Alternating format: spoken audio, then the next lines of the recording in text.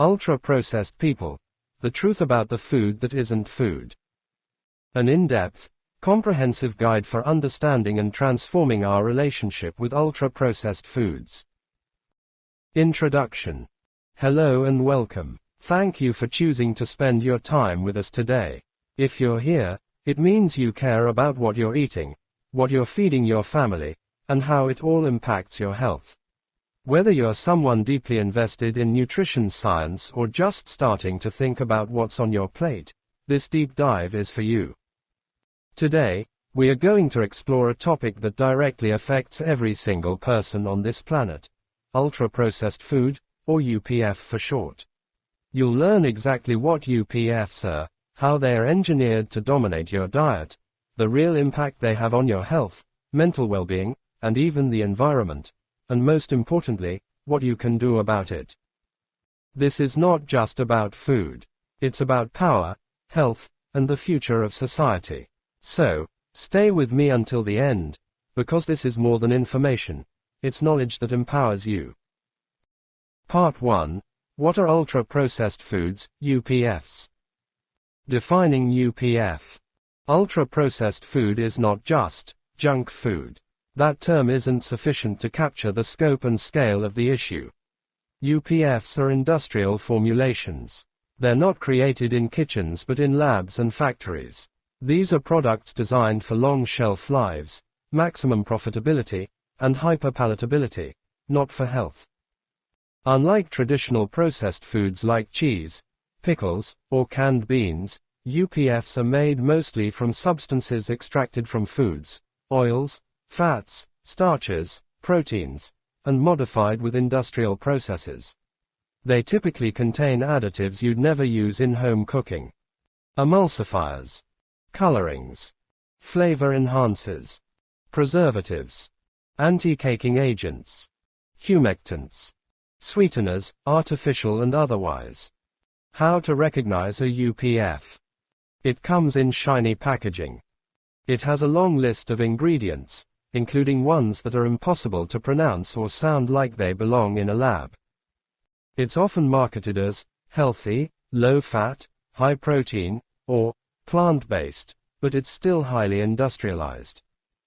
How common are they? In countries like the UK and US, over 60% of the calories consumed by adults come from UPFs. For children and teens, it's often closer to 80%. These aren't just fast foods or sodas.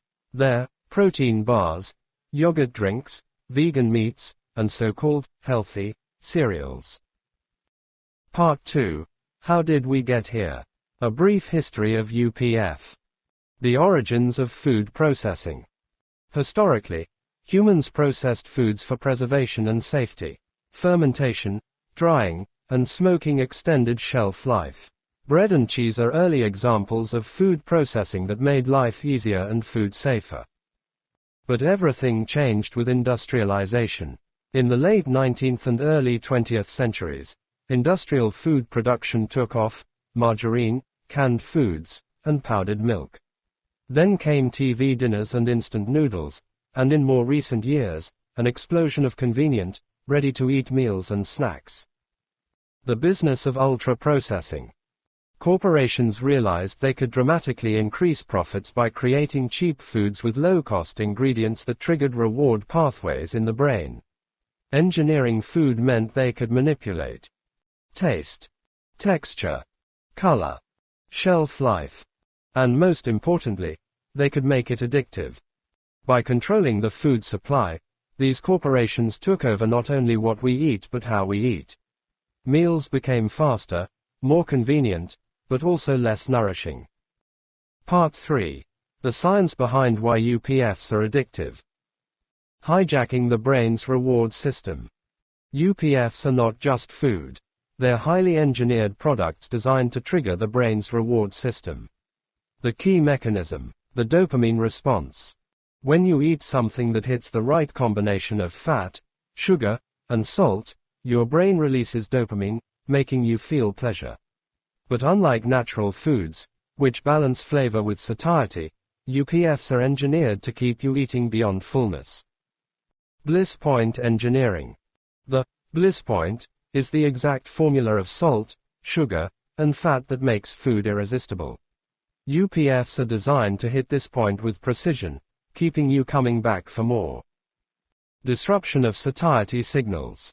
UPFs are often soft and easy to chew, allowing for rapid calorie consumption.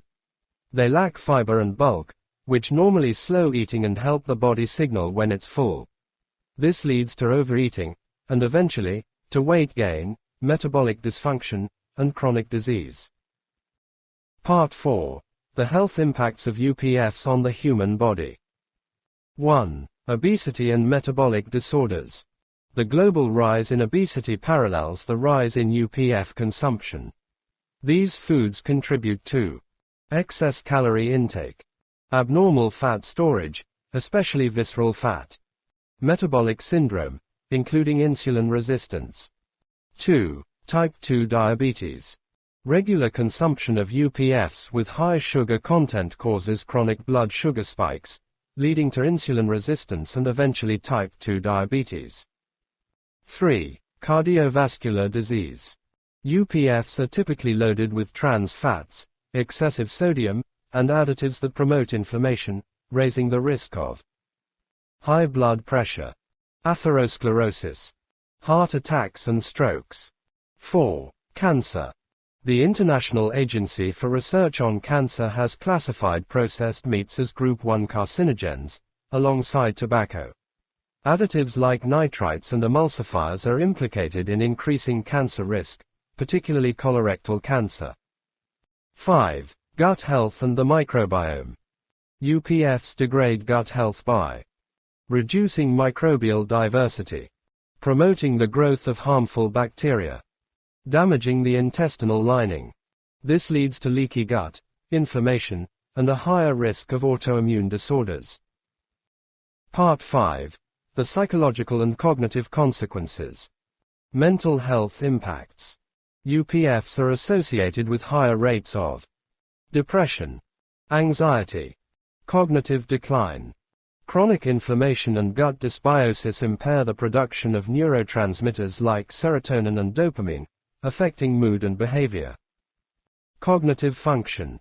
There's evidence that diets high in UPFs are linked to poorer memory, attention deficits, and increased risk of dementia. Part 6. UPFs and children, the most vulnerable victims. Children are aggressively targeted by UPF marketing. Cartoon characters on packaging. Healthy, claims like added vitamins. Sweet, addictive flavors.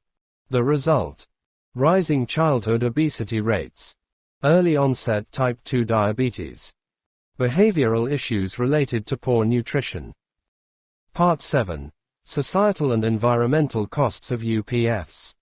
The destruction of traditional food cultures. UPFs displace traditional diets, resulting in a loss of cultural heritage, culinary traditions, and nutritional diversity. Inequality and food injustice. UPFs are cheap and accessible, making them the default for low-income communities. Yet these foods lead to poor health outcomes, perpetuating cycles of poverty and disease.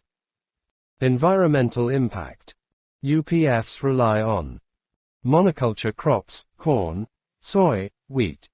Intensive farming practices. These contribute to deforestation, biodiversity loss, plastic pollution from packaging, and they're a major driver of climate change due to greenhouse gas emissions.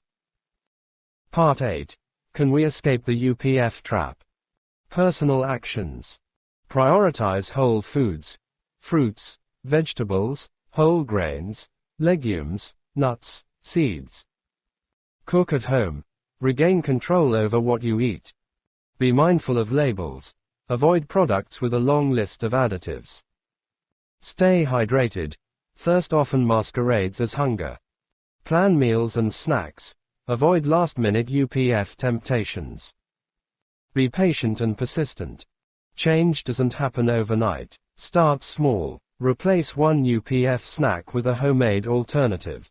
Gradually, your palate will adjust, and you'll crave real food. Part 9. What society and governments must do. This isn't just a personal issue, it's a societal one. Regulate advertising, especially to children. Implement clearer food labeling, flagging UPFs. Tax unhealthy products, and subsidize fresh produce. Support local food systems and small farmers. Public health depends on shifting the food system from industrial profits to nourishing people. Part 10. A vision for the future of food. The future can be different. We can reclaim food as nourishment, culture, and connection. Agroecology, local farming, and regenerative agriculture offer solutions for a sustainable and healthy food future.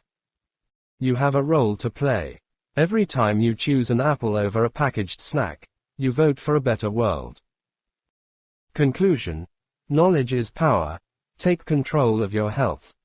Now that you know what ultra-processed foods are and the impact they have, you have a choice. This is about empowerment, not perfection.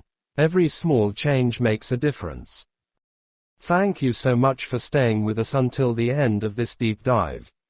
If this video gave you insight, helped you understand more about what's happening with your food, or inspired you to make changes, please like, comment, and subscribe to the channel. Your support helps us reach more people with these vital conversations. I'd love to hear from you. Have you made changes to reduce UPFs in your diet?